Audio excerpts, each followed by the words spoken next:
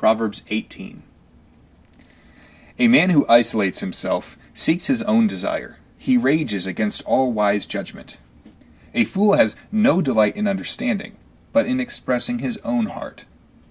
When the wicked comes, contempt comes also.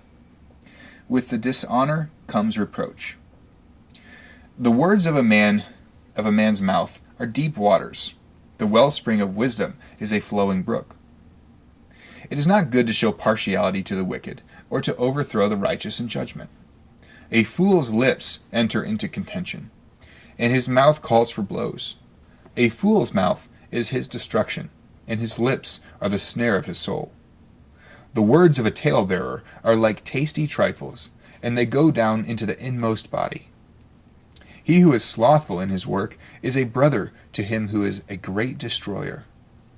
The name of the Lord is a strong tower. The righteous run to it and are safe. The rich man's wealth is his strong city, and like a high wall in his own esteem. Before destruction, the heart of a man is haughty, and before honor is humility. He who answers a matter before he hears it, it is folly and shame to him. The spirit of a man will sustain him in sickness, but who can bear a broken spirit? The heart of the prudent acquires knowledge, and the ear of the wise seeks knowledge. A man's gift makes room for him, and brings him before great men. The first one to plead his cause seems right, until his neighbor comes and examines him. Casting lots causes contention to cease, and keeps the mighty apart. A brother offended is harder to win than a strong city, and contentions are like the bars of a castle. A man's stomach shall be satisfied from the fruit of his mouth. From the produce of his lips he shall be filled. Death and life are in the power of the tongue, and those who love it will eat its fruit. He who finds a wife finds a good thing, and obtains favor from the Lord.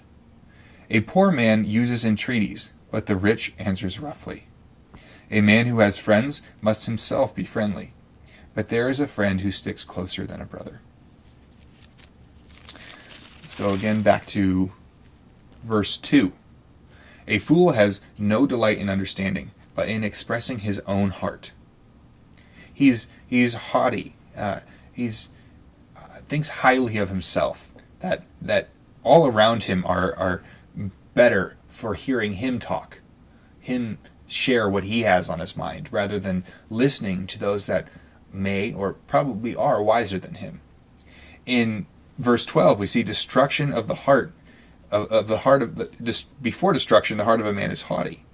So before he falls to destruction, he is haughty and he is self-centered, and that's exactly what we see in verse 2. And from experience, that's exactly what we know of foolish people.